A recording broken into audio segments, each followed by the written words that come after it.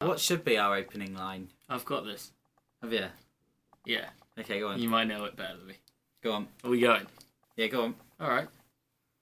Hi, welcome to the first ever Big Gruesome Music Talk with me, Chaz, and this fellow here, Ben. We are the guitar and drums version of Big Gruesome, and we thought we'd just put a bit of a show together to basically talk about music we like, because we quite like music. We quite like music. Yeah, it's alright, isn't it? Well, what will happen, we'll basically just go through things that we've been listening to over the week, things we've been getting into, things that have inspired us, anything really. If we're going to a gig, going to a festival, we'll probably talk about it.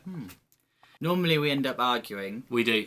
But that's good. So, like, anything that you've got to add to the debate or any bands that you think are really good, leave it in the comments box below and that sort of thing. And we try not to go to fisticuffs, but it might end up that way. So, yeah, I'll go. Shall I go first? Do you want to go first? Yeah, go on, mate. Alright, so the first band that I'm going to choose to talk about is a band called Scholars.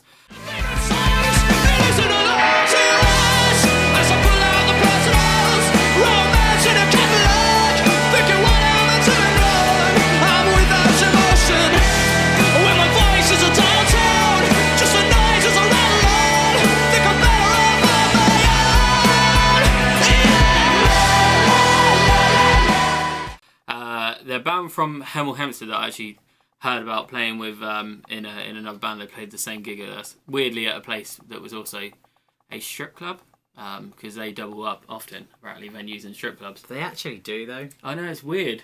At the time, I had no idea who they were, to be honest. I'd not listened to anything, and I was watching and I was like, actually, this is quite good, isn't it?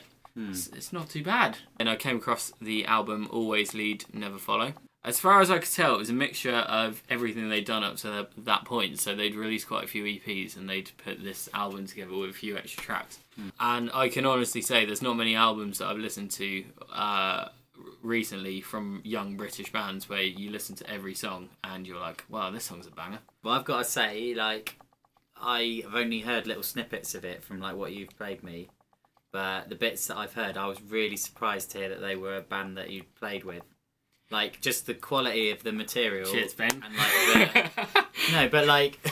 But it starts off with a song called Bad for Business, and it is just your perfect album opener. Yeah, I mean, this is just a straight in your face song, really, isn't it? Such a good guitar tone. Yeah. Lovely drums. They're certainly hitting things. Notes. It's catchy. The song's a hit. That's it. It's just a hit. Later on in the album as well, they've got this kind of 3-song point where it's, for me, they're the 3 strongest songs, and they put them back to back as like song 8, 9, 10, I think, which you don't get bands to do that too often. It's kind of a bold move because you think obviously the natural thing is you put it all straight up. It's just those 3 songs in a row. It's kind of perfect. I love albums like that. Yeah. I love albums that are literally just like bam, bam, bam. Yeah. And like I find the really, really great albums. You've got like you get like the first 4 or 5 songs are like the massive hits, like singles or something, and they're quite different.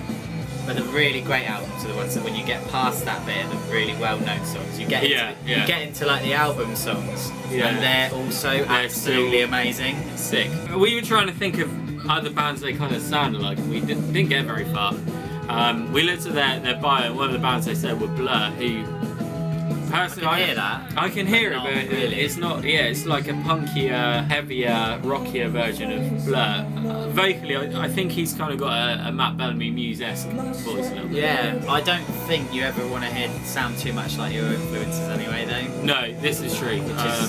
You take snippets, but not overall sound, I guess. Yeah. So check them out. They're good start, I reckon, to what we're trying to do here. So yeah, the main band I would say I've been listening to in the last month or so, Wild Beasts.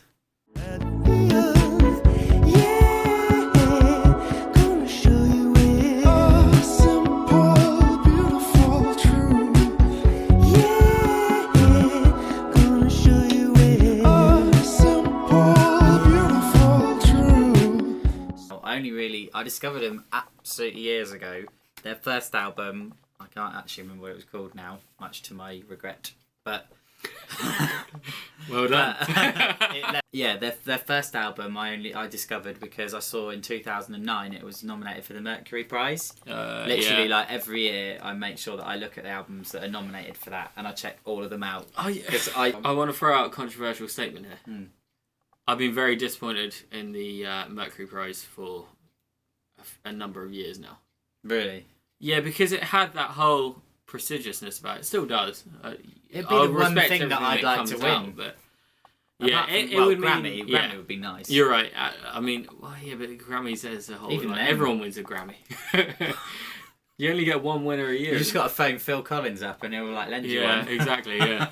Yeah. So I checked out their first album because it was up for a Mercury Prize, and it was absolutely amazing. Didn't like their second album that much. I didn't feel like they really put their hearts into it that much. There was something about the songs that were very, how do you put it, assembly line production. Do you know what I mean? It was just like, there's a song, there's a song, there's a song. It was really boring. Just pump them out. When I saw this album came out, I didn't really feel that motivated to check it out because of the last album, but when I actually did, I love it.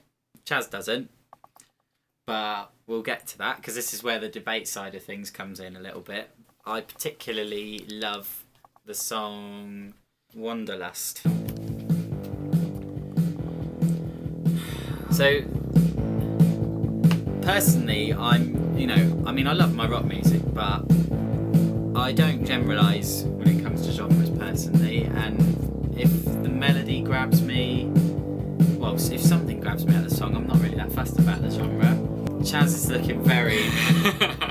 Should I right, I'll throw out my 2 cents, because it's worth a lot of it.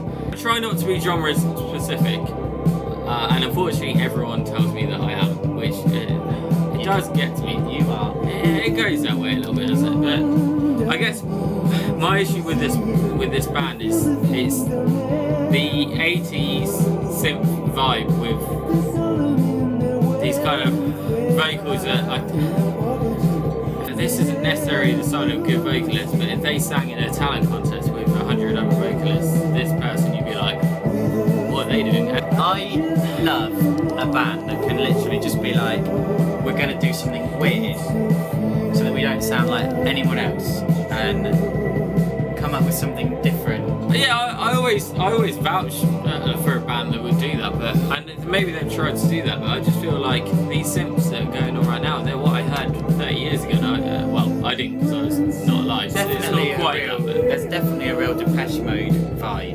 to Wild Beasts. I've always found that quite cheesy. It's got this epicness to it, this sort of music, but it's dark as well.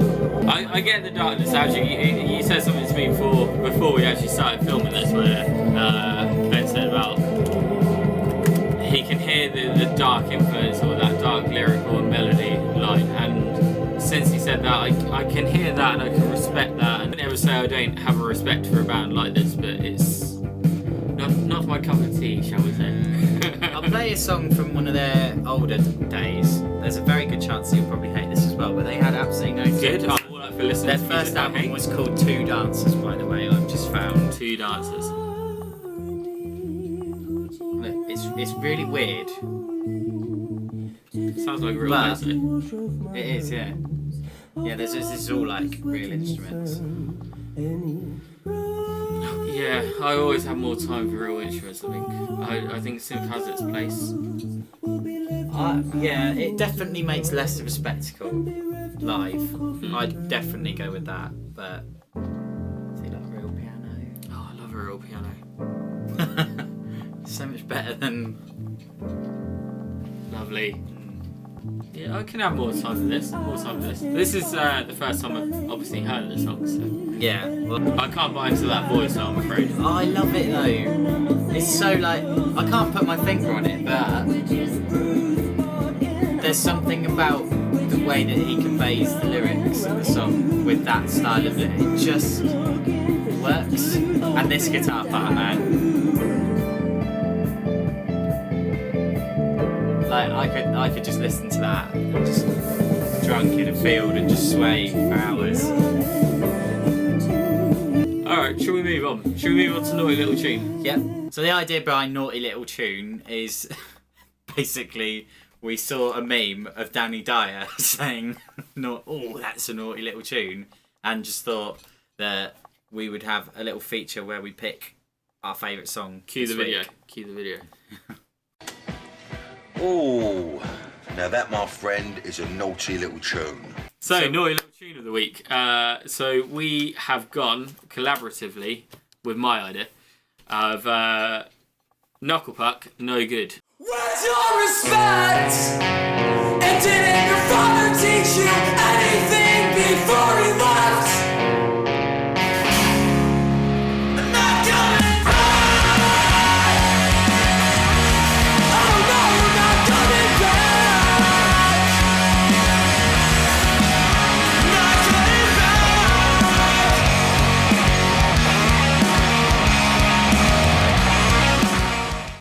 Knuckle Puck are a band from Chicago in the US of A. They are very much of the up the lines of The Story So Far and Neck Deep. Personally, I find they're a better version of both of those bands. The song No Good, I kind of got into Knuckle Puck because I was going to Slam Dunk, which they played a few weeks back, and after the lineup announcement got made of who was playing where, I realised that out of about the 15 bands that I wanted to see that day, all 12 were playing, 12 of the 15 were playing in the last 2 hours. So I thought I should probably find some bands earlier on in the day that I kind of at least half liked and would want to watch, and did a bit of research. So I stumbled across Knuckle Puck, and this song in particular is their biggest song. No, pretty obviously. Let's get it on the hits. Where's your respect? When it starts, like you're waiting for it to be like, "Ugh," but it's not really, not. is it? It's quite nice. Yeah. Oh yes. Lovely bounce. Lovely bounce. Yeah. Well, it's one of those pieces of music that it's summer festival. Yeah, It just lends itself to that sort of thing. That's so perfectly. The way the sort of singy scream comes in as well, I think it just grabs you straight away. That's definitely very in these days. Yeah. Screaming over like lighter music. Yeah, That makes sense. Yeah. It just sounds more passionate. It might not be the greatest technical scream, and it might not be the most in tune singing. But I like that. It's not really about technique screaming. It's all about the passion, angst. Yeah. I mean, yeah. A lot of that. I doubt Kurt Cobain ever worried even- about his technique. Exactly, and a lot of that in metal music. I do find there's a lot of bands that you can kind of tell the screamer's like technically brilliant, but there's no passion behind it. It doesn't sound. You don't hear the feeling or what they're trying to. Yeah, No, definitely. So that's Naughty Little Tune for the week, for the episode. Well done, Knuckle Puck. Well You're done, our Knuckle first Puck. ever Naughty Little Tune. Congratulations. We'll And start. Oh, that's a good idea. Let's start a Spotify playlist of Naughty Little Tune. What an idea! What an idea. Live on camera. Yeah. So I think that's the show, isn't it? Which we've enjoyed it. Yeah. Hope you've enjoyed it too. Definitely. There's going to be many, many more of these as Yeah. well. We're going to try and churn out one a week. One every 2 weeks, I think we agreed. Oh, can't. So we're going to try and do one every 2 weeks. Yeah. So yeah, These- keep watching. We're going to be uploading lots of videos as well, just from like normal band From stuff big and that gruesome sort of stuff, thing. yeah. But yeah, whatever you think about what we've said, whether we've like really pissed you off because we've slagged off a band that you love, or that you think is worth mentioning on this feed as well about bands that are worth listening to at the moment, just leave it in the comments box. Even if it's your band and you're doing a shameless, disgusting. Oh plug. yeah, share your band. Yeah, share your band. We Shameless, definitely- disgusting in plugs. fact- We love it. Anything that's unsigned, anything that we like that you want a platform for people to talk about and listen to. We'd love to hear it. So do send that in. Do subscribe. Yes. And feel free to abuse Ben in any way you fancy. I do I'm it ready. daily. I'm ready. Thanks for watching. Thanks for watching. Have a good one.